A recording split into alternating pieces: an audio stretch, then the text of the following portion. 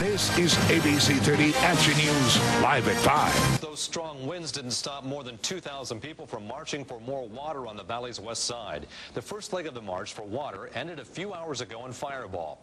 Tomorrow and Thursday, marchers will walk from Shields Avenue along Interstate 5 to Highway 152. By Friday, they'll reach the San Luis Reservoir in Merced County for a huge rally. Action News anchor Graciela Moreno has the message the marchers want people across the country to hear. It was comedian Paul Rodriguez who got the crowd fired up this morning in Mendota. Our only goal today is to make enough of a noise, enough of an impact, so that the legislatures in Sacramento who are meeting right now will grow a backbone. That's right.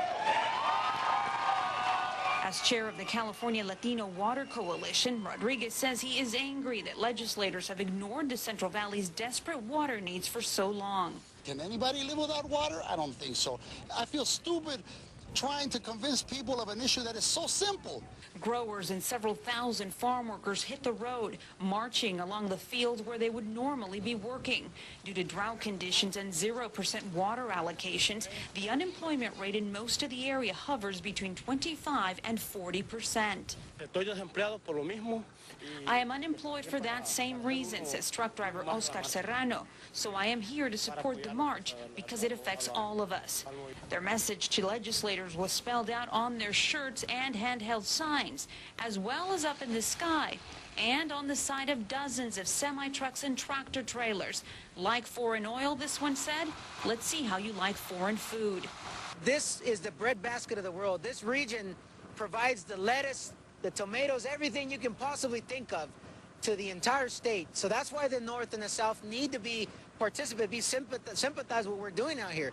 According to the Westlands Water District, 250,000 acres will not be farmed this year due to the lack of water. Third-generation farmer Lisa Grignani says the state has not begun to feel the ramifications of what is happening in the valley's west side. We're operating only off of well water. Well water's a slow death for all of our permanent crops out there. It's only a Band-Aid. It's not a solution. In West Fresno County, Graciela Moreno, ABC 30 Action News. Governor Arnold Schwarzenegger and Interior Ken Salazar will tour the Sacramento-San Joaquin Delta tomorrow by helicopter. A spokeswoman for the governor says Secretary Salazar also intends to announce federal stimulus dollars for California water projects.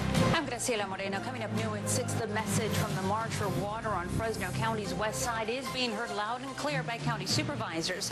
The action the board is taking after seeing today's show of support for west side growers and workers. Thousands of people took to the highways on a mission for water, their jobs, and their lives. Yesterday was day 1 of the California March for Water. Today is day 2. Justin joins us now with more. Justin. Well, Faith, the state's water crisis has so drastically affected West Fresno County that the situation has been referred to by Congressman Jim Costa and Mendota Mayor Robert Silva as a depression. Yesterday, marchers set out on a quest similar to those that took place during the Great Depression, with farmers and workers looking for new opportunities. Only this time, they're fighting to get those opportunities back.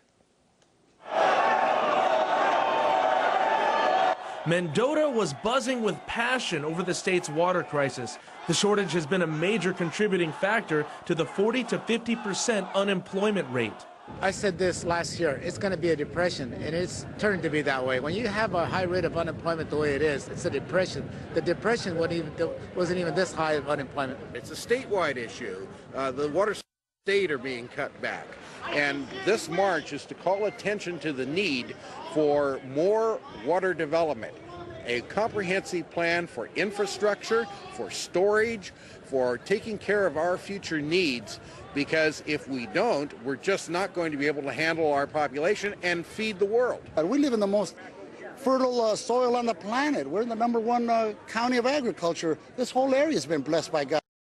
The problem is God didn't bless the people that make the decisions with any brains. You can't cut water out of a farmer. An 8 a.m. rally fired up the masses with hope that a resolution will come quickly to release additional water resources for California, with hope to bring an end to the high jobless rates in the region, with hope for the future.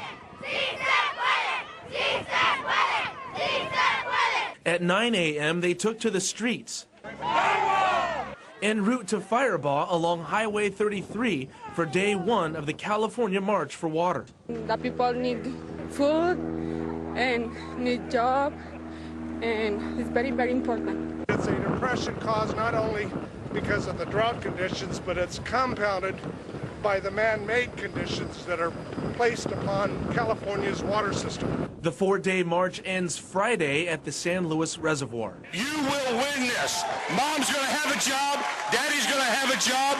You'll continue to be the hands that feed the world. And we're not going to stop until they open those pumps at the San Luis Reservoir.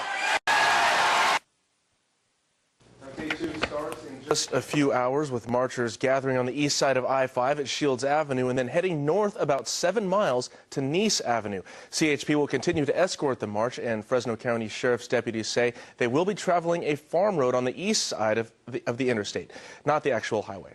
Faith?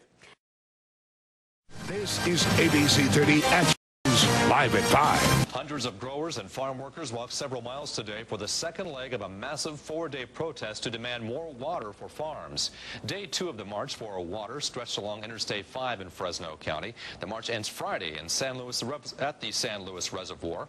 And Action News reporter Sandra Sandrick is live near Interstate 5 with the very personal reasons some people are marching and protesting. Sarah?